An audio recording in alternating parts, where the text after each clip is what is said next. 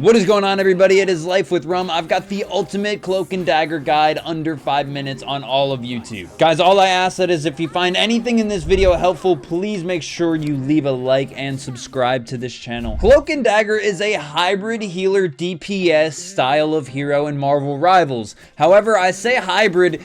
Dagger is one of the best healers in the entire game and should not be looked at as an exclusively DPS hero. Alrighty guys, to start off we have Dagger's Mouse 1, which is just a AoE healing. Now you can see if I shoot my bot on the right, I am also healing this bot on the left. That blue ring that you see pop up down on the ground there is a AoE heal for anybody that is inside of that. Interesting thing about your Mouse 1 on Dagger is that it also AoE heals yourself, which is a great way to get out of some backline jumps, or if you're getting entirely flanked by the team, you can deal some damage and stay on Dagger rather than switching over to Cloak. Now that we went over her Mouse 1, her right click is a healing orb. This is a very sustainable healing for teammates, especially if enemies are not in ultimate. You can do a lot of team healing and get a lot done using this right click. So make sure you guys utilize this. I also recommend calling it out because a lot of times when you're inside of it, your teammates can't really know that they're in it. Moving on to Dagger's E, it is a healing shield that can heal multiple teammates at a time. It gets smaller the more range it goes. This E is definitely utilized as just a sustain if a lot of your teammates are taking heavy damage at once,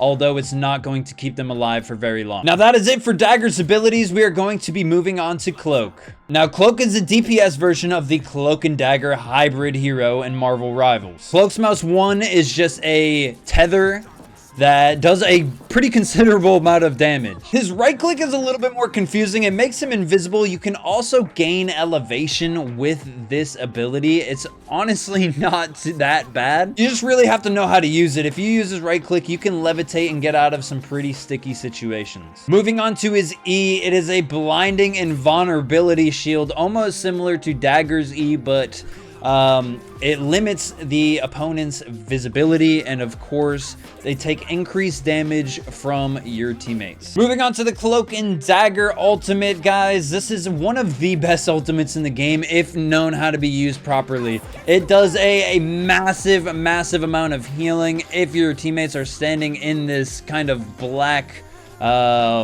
I don't even know what to call that, almost water looking stuff that's on the ground. However, her ultimate also does some considerable damage to enemies if they stand in it as well.